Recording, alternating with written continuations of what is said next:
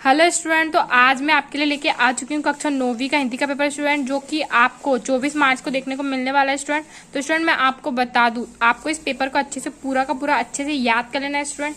और यदि आपको सेट ए आता है, बी आता है और ई आता है, सी आता है, तो स्टूडेंट आपको घबराने की बिल्कुल भी चिंता नहीं है स्टूडेंट, क्योंकि मैंने जो आपको सेट डी प्रोवाइड करा रही हूँ, इसके बाद में दूसरे सेट्स भी लाने वाली स्टूडेंट। और मैं आपको बता दूँ, जो सेट्स रहते हैं वो एक दूसरे से सिमिलर रहते हैं, उसमें 60 से 70%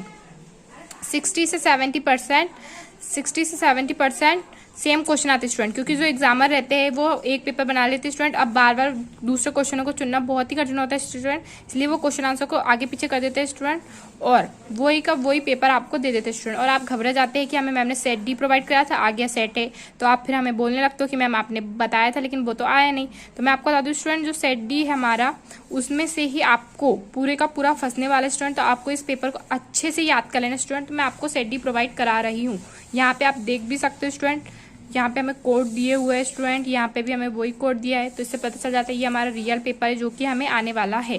तो स्टूडेंट मैं आपको इस वीडियो में पूरा का पूरा पेपर दिखाऊंगी, और इसके बाद वाले यानी नेक्स्ट वीडियो में इस पेपर का पूरा का पूरा सॉल्यूशन प्रोवाइड कराऊंगी। फिर दूसरे या तीसरे वीडियो में मैं आपके लिए दूसरे सेट लाऊंगी और उनके भी सॉल्यूशन आपको प्रोवाइड कराऊंगी। तो हमारा पहला क्वेश्चन है, प्रश्न नंबर पहला, एक सही विकल्प चुनकर लिखिए। तो हमें पहला क्वेश्चन दिया है, जो पढ़ा लिखा ना हो उसे कहते हैं स्टूडेंट। तो पढ़ाकू जो पढ़ता है, बाचाल जो बहुत ज्यादा बोलता है, बुद्धिमान जो हर प्रश्न का आंसर जानता है जैसे कि आप, और अनपढ़ वो जो पढ़ना लिखना नहीं जानता स्टूडेंट। तो इसका आंसर आपको पता चल गया होगा, अनपढ़। अब मैं स्टूडेंट जो आंसर मुझे पता होंगे, जो जनरली क्या ऐसे क्वेश्चन होते हैं, मैं उसका आंसर आपको इसी वीडियो में बता देती हूँ, बट जो थोड़े से हमें बुक से रिलेटिव होते हैं उसके आंसर मैं आपको नेक्स्ट वीडियो में प्रोवाइड कराऊंगी। अब जो आज मैं आप सबको बहुत ही बड़ी एप्लीकेशन के बारे में बताना चाहती हूँ, जो डेली हंट द्वारा बनाई गई है। इस साल डेली लर्न ने आई अचीव स्कॉलरशिप एग्जाम रखा है, जिसमें पार्ट लेकर आप laptop, mobile phone, smart watch भी जीत सकते हैं। तो डिस्क्रिप्शन बॉक्स में दिए हुए लिंक पर क्लिक करके जल्दी से स्कॉलरशिप में रजिस्टर कीजिए और पाइए 50 करोड़ की स्कॉलरशिप जीतने का मौका। दोस्तों इसकी सबसे बड़ी खूबी ये है कि पहली बार किसी ने बड़े शहरों के साथ साथ छोटे शहरों और ग्रामीण भागों तक क्वालिटी एजुकेशन पहुंचाने का निर्णय लिया है, और यहाँ इंग्लिश के साथ साथ हिंदी माध्यम में भी पढ़ सकते हैं। डेली लर्न जल्द ही अपना ऐप भी लाने वाला है, जहां आपको live classes, study note, test series and quiz मिलेगी। तो आप वेट किसका कर रहे हैं, जाइए, लिंक डिस्क्रिप्शन में दे रखी है और इनाम जीतिए। आदिकाल की सीमा है, तो आदिकाल की सीमा तो सन 1993 से सन 1380 तक है, ऐसा मुझे पता है स्टूडेंट, क्योंकि मैंने पढ़ाया है बच्चों को, इसलिए मुझे इतना अच्छे से याद नहीं आ रहा है, बट यही है। अब तीसरा है, जानवरों में सबसे बुद्धिहीन समझा जाने वाला प्राणी। बुद्धिहीन जिसके पास बुद्धि ना हो स्टूडेंट, कुत्ता, बैल, गधा, हाथी। तो स्टूडेंट मैं आपको बता दूं, जिसके पास बुद्धि नहीं होती हम अक्सर उन्हें कहते हैं गधा। तो स्टूडेंट आप समझ गए होंगे, इसका आंसर आएगा गधा। अब चौथा है, प्रगतिवादी कवि है, तो इसका आंसर जाएगा रामधारी सिद्धनकर। अब पांचवा है, रस के अंग है, तो रस के 4 अंग होते हैं स्टूडेंट, मैं आपको बता दूं, भाव, विभाव, अनुभाव और संचारी भाव। अब काव्य की शोभा बढ़ाने वाले तत्व को कहते हैं स्टूडेंट, तो इसका आंसर जाएगा अलंकार। और रिपोर्टाज शब्द है, रिपोर्टाज जो शब्द है वो है फ्रांसीसी। तो यहाँ पे हमें 4 ऑप्शन दिए स्टूडेंट, फ्रांसीसी भाषा का, इटालियन भाषा का, ग्रीक भाषा का, अंग्रेजी भाषा का। तो इसका आंसर जाएगा फ्रांसीसी भाषा का।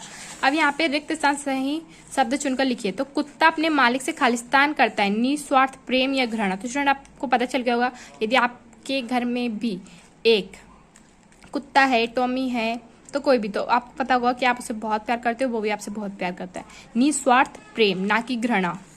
अब कैदी और कोयल दोनों ही खालिस्तान देश की बासी है, तो गुलाम देश की बासी है, इसका आंसर आएगा गुलाम। और प्रेमचंद, क्योंकि कैदी जो होता है उसे जेल में कैद कर लेते हैं, यानी कि एक तरह से वो गुलामी की जिंदगी जीता है, इसलिए इसका आंसर क्या जाएगा, गुलाम। अब यहाँ पे है तीसरा, और कोयल को यदि हम पिंजरे में रख देंगे तो वो भी गुलाम है ना। अब तीसरा है, प्रेमचंद का जन्म खालिस्तान में हुआ था, तो इसका आंसर जाएगा बनारस। खालिस्तान को हिंदी साहित्य का स्वर्ण युग माना गया है, तो भक्ति काल को। जूता सदैव ही टोपी से खालिस्तान रहता है, तो कीमती। आप जूता और टोपी को, यदि आपके पास ऑप्शन होगा कि हमें जूता ले या टोपी, तो आप हर स्टूडेंट को यदि ऑप्शन मिलता है जूता लो या टोपी, तो आप हमेशा जूता लेते हो, क्योंकि जूता महंगा होता है स्टूडेंट, इसलिए कीमती होता है जूता टोपी से। महाकाव्य में जीवन का खालिस्तान चित्रण होता है, तो महाकाव्य में जीवन का संपूर्ण चित्रण होता है, और जो खंड काव्य रहता है उसमें जीवन का एक पक्ष का चित्रण होता है, किसी भी एक घटना का। लेकिन महाकाव्य जैसे रामचरितमानस, उसमें तुलसीदास जी ने भगवान राम के पूरे जीवन के बारे में बताया है, कि वो जब अयोध्या के राजा बनते हैं, फिर उनके जो पिताजी रहते हैं दशरथ, फिर उन्हें वो वनवास पहुंचा देते हैं, फिर वो वहाँ से आते हैं, फिर सब लोग उनकी खुशियों में दिए जलाते हैं, तो हम दिवाली मनाते हैं स्टूडेंट। मुझे तो पूरी रामायण पता है स्टूडेंट, क्या आपको भी पता है? मुझे आप कमेंट करके जरूर बताइएगा। अब यहाँ पे प्रश्न नंबर 3 है, सही जोड़ी बनाकर लिखिए। तो रामचरितमानस स्टूडेंट, तो मैंने अभी आपको रामचरितमानस के बारे में बताया था स्टूडेंट। तो रामचरितमानस क्या है? रामचरितमानस एक महाकाव्य तो है, साथ ही यहाँ पे यदि आप ऑप्शन महाकाव्य दिया है तो स्टूडेंट इसके रचनाकार कौन है? तुलसीदास जी है। अब कृष्ण भक्ति धारा, तो इसकी कृष्ण भक्ति धारा के जो कवि है वो है वल्लभाचार्य। छंद के प्रकार, छंद 2 प्रकार के होते हैं स्टूडेंट। छंद कितने प्रकार के? 2 प्रकार के, वर्णिक छंद और मात्रिक छंद। 3 वर्णों के समूह को खालिस्तान कहते हैं, तो गण कहते हैं स्टूडेंट। यहाँ पे अब गण कहते हैं, को गण कहते हैं, आप पूरा ऐसे मिला लिया होगा। बुद्धिहीन प्राणी स्टूडेंट, तो अभी यहाँ पे बुद्धिहीन प्राणी किसे कहा जाता है? गधा को। दांत खट्टे करने का अर्थ है, किसी के आप यदि दांत खट्टे कर दो, मुहावरे का, यानी आप उसे परास्त कर दो, हरा दो स्टूडेंट। अब प्रश्न नंबर 4 एक वाक्य में उत्तर दीजिए। माटी वाली नामक रचना की विधा बताइए। दूसरा काव्य के कितने भेद होते हैं? तीसरा श्रृंगार रस का स्थायी भाव रति होता है स्टूडेंट। अब यहाँ पे स्टूडेंट हमारा चौथा है, सूरदास ने किसकी बाल लीला का वर्णन किया? तो स्टूडेंट मुझे इतना पता है कि सूरदास जी जो थे कृष्ण जी के अनन्य भक्त थे, तो मेरे हिसाब से कृष्ण जी की बाल लीला का वर्णन किया होगा। और रचना के आधार पर बाकी कितने भेद? तो रचना में कितने शब्द? 3। तो रचना के आधार पर बाकी के 3 भेद होते हैं। और अर्थ स्टूडेंट एक और आता है अर्थ, तो अर्थ के आधार पर 8, आ अर्थ 8। और रचना में 3 वर्ड है, इसलिए रचना के आधार पर 3 भेद। ही, भी और तक किस प्रकार के शब्द है? तो स्टूडेंट इसका आंसर मेरे हिसाब से आएगा निपात शब्द। तो स्टूडेंट मैं आपको नेक्स्ट वीडियो में सारे के सारे आंसर विथ प्रूफ प्रोवाइड करा दूंगी स्टूडेंट, तो आपको बिल्कुल घबराने की चिंता नहीं है कि मैम हमें अभी ऐसे बता रही है तो हो सकता है गलत हो स्टूडेंट। मैं आपको बता दूं कि मैंने ये सब पढ़ा हुआ है, मैंने भी अपने बच्चों को पढ़ाया है स्टूडेंट। अब प्रश्न नंबर 5, सत्य असत्य लिखिए। शब्द के आगे जुड़ने वाले शब्दांत उपसर्ग कहलाते हैं स्टूडेंट, तो हाँ। उत्थान का विलोम उन्नति शब्द है स्टूडेंट, तो नहीं। अब लेखिका की नानी झगड़ालू औरत थी स्टूडेंट, तो ये मुझे नहीं पता है, मैं आपको सिर्फ क्वेश्चन दिखा सकती हूँ स्टूडेंट। यहाँ पे आप देख सकते हैं, यहाँ आपको पूरा का पूरा क्वेश्चन दिख रहा है स्टूडेंट। यहाँ पे हमारा नेक्स्ट क्वेश्चन है, संधि की परिभाषा लिखिए, प्रकार लिखिए। और अथवे में दिया, लेखक हरिवंश राय बच्चन को कविता लिखने का अफसोस क्यों रहा होगा। अब यहाँ पे नेक्स्ट क्वेश्चन प्रश्न नंबर 7वां है हमारा, श्री निकेतन में ऐसा कौन सा आकर्षण था जिसके कारण गुरुदेव ने वहां रहने का मन बनाया? और अथवा है, मेना की अंतिम इच्छा क्या थी? फिर प्रश्न नंबर 8वां है, श्री लेखक ने प्रेमचंद को किन किन उपाधियों से विभूषित किया? अथवा है, गया भागते बेलों को क्यों नहीं पकड़ पाया? अब प्रश्न नंबर 9 है, रौद्र रस की परिभाषा उदाहरण सहित लिखिए स्टूडेंट। अब स्टूडेंट यहाँ पे आप देख सकते हैं हमारा इसके अथवे का क्वेश्चन है, हास्य रस की परिभाषा उदाहरण से लिखिए। फिर हमारा प्रश्न नंबर 10वां है, रस के कितने अंग होते हैं? प्रत्येक का नाम लिखिए। अथवा है, अलंकार की परिभाषा लिखिए। प्रश्न नंबर 11वां है, मान सरोवर से कवि का क्या आशय? अथवा है, कवि ने सच्चे प्रेम की क्या कसौटी बताई? अब प्रश्न नंबर 12वां, इस संसार में सच्चा संत कौन कहलाता है? अथवा है, मनुष्य ईश्वर को कहाँ कहाँ ढूंढता है? प्रश्न नंबर 17वां, आदिकाल को विगाता काल क्यों कहा जाता है? अथवा है, उपसर्ग एवं प्रत्यय में अंतर लिखिए। और ये यहाँ पे है, दड़ियल व्यक्ति को देखकर क्या सोचकर दोनों बेलों के दिल कांप उठे स्टूडेंट। अथवा है, लेखक ने जूते फटे होने का क्या अनुमान लगाया? अब प्रश्न नंबर 15वां, वीरगाथा काल की कोई 2 विशेषताएं लिखिए। अथवा संचारी भाव स्थायी भाव में अंतर लिखिए। अब प्रश्न नंबर 16 है, अपने परिवार के सदस्यों के बीच आत्मीय प्रेम पर एक अनुच्छेद लिखना है, ये 3 नंबर का स्टूडेंट। और अथवा में जल संरक्षण पर अनुच्छेद लिखना है। प्रश्न नंबर 17वां है, महाकाव्य खंडकाव्य में अंतर लिखना है, या संधि और समाज में अंतर लिखना है स्टूडेंट।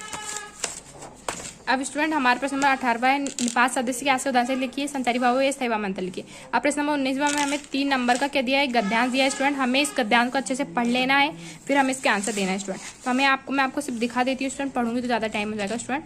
मुझे दूसरे वीडियो भी बनाना है जिसमें मैं आपको सारे सोल्यूशन आपको प्रोवाइड करा दूँ जल्द से जल्द, और आप अच्छे से पढ़ाई कर सको।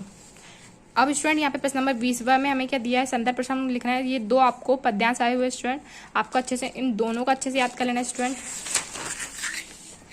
प्रश्न नंबर 21वां में स्टूडेंट आप देख सकते हो, संदर्भ प्रश्न व्याख्या करना है। इसमें भी हमें 2 गद्यांश दिए, इनमें से एक का व्याख्या करना है। और प्रश्न नंबर 22 में दिया है, पिताजी को एक पत्र लिखकर उनके स्वास्थ्य की जानकारी प्राप्त कीजिए। अथवा अपने विद्यालय के प्रचार महोदय को स्थानांतरण प्रमाण पत्र हेतु एक प्रार्थना पत्र लिखिए। अब प्रश्न नंबर 23 में दिया, निम्नलिखित विषयों पर 120 शब्दों में निबंध लिखना है स्टूडेंट। ये हमें 4 नंबर का आया है, विज्ञान के चमत्कार, राष्ट्रीय पर्व, कोविड-19, जल ही जीवन है, विद्यार्थी जीवन। तो इसमें इन 5 को याद करें स्टूडेंट। यदि आपका सेट कोई दूसरा भी स्टूडेंट तो मैं बहुत जल्द आपको प्रोवाइड करा दूंगी। और मैं स्टूडेंट बता भी दूँ कि जो सेट्स रहते हैं उनमें बहुत ज़्यादा सिमिलरिटी रहती है। मैंने देखा है इंग्लिश के पेपर में 9 जो मैंने उनको डी प्रोवाइड किया था, बट वो सेट सी में भी वही आया था स्टूडेंट। मैं आपको बता दूं तो स्टूडेंट आपको याद होगा, जो भी मैंने पेसेज आपको जब भी मैंने आपको पेपर प्रोवाइड किया था उसमें सेट डी था स्टूडेंट, देख लीजिए वही सेम पेसेज यहाँ पे आपको पूछ लिया। तो स्टूडेंट आपको घबराने की बिल्कुल भी चिंता नहीं करनी है, बिल्कुल मत घबराना कि हमें मैम सेट डी प्रोवाइड करा रही है, हम तो सेट ए वाले हम गेस करेंगे। तो स्टूडेंट आपको भी इसी से फंसेगा स्टूडेंट, आपको बस पूरा का पूरा पेपर अच्छे से याद कर लेना है। और जो आपको याद है उसको और अच्छे से याद कर लेना, और इसको तो बिल्कुल 100% याद कर लेना अथवा सही क्वेश्चन, तो आपके 60 या 70 नंबर का इसी से फंस जाएगा स्टूडेंट। और जो सेट डी वाले स्टूडेंट उनका तो पूरा ही फंसेगा, इसलिए उनको घबराने की बिल्कुल चिंता नहीं है। और मैं आपके लिए नेक्स्ट वीडियो में वाले सेट भी ला दूंगी जिससे आप अच्छे से तैयारी कर सके स्टूडेंट। तो आपको ये मेरा वीडियो पसंद आया तो लाइक, शेयर और सब्सक्राइब करना ना भूलें। और यदि आपको इस पेपर का PDF चाहिए तो आप मेरे टेलीग्राम चैनल को ज्वाइन कर लीजिए। मैंने डिस्क्रिप्शन बॉक्स में अपनी लिंक दी हुई है, जाइए क्लिक कीजिए और मेरे टेलीग्राम चैनल को ज्वाइन कर लीजिए। मैं बहुत जल्द वहाँ पे इस पेपर का PDF आपको प्रोवाइड करा दूंगी। और स्टूडेंट मैं आपको एक और बात बता दूँ स्टूडेंट कि आपको सारे के सारे क्वेश्चन अच्छे से कर लेने हैं, आपको बिल्कुल नहीं घबराना है। और आपको ये बिल्कुल नहीं होना चाहिए कि ये फेक वीडियो है स्टूडेंट, क्योंकि यहाँ पे जो आप कोड दिए हुए होते हैं, अब कोई तो ऐसे लिख नहीं सकता स्टूडेंट, पेपर है रियल तभी तो हम आपको बता रहे हैं, कोई ऐसे लिख सकता है स्टूडेंट, आप ही सोचिए, अब ऐसे कोई थोड़ी ना लिख लेगा स्टूडेंट। तो आपको ये वीडियो पसंद आया तो लाइक, शेयर और सब्सक्राइब करना ना भूले। Thank you for watching.